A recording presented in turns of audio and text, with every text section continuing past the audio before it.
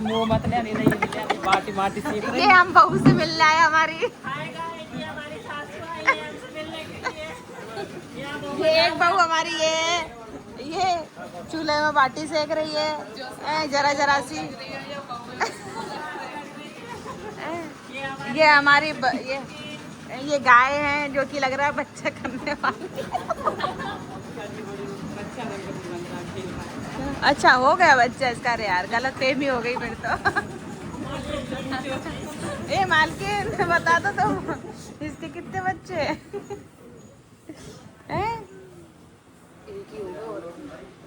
चलो भैया आइए बाटी कौन कौन खाएगा? ये बाटी फैमिली खाएगी, वो हमारी सास को जरूर देंगे। हैं? हमारी सास हमसे आई मॉडल बन के। ये हमारी देखो बहू का बेटा कितना बड़ा है। ये देखो बॉडी बिल्डर है बहू का।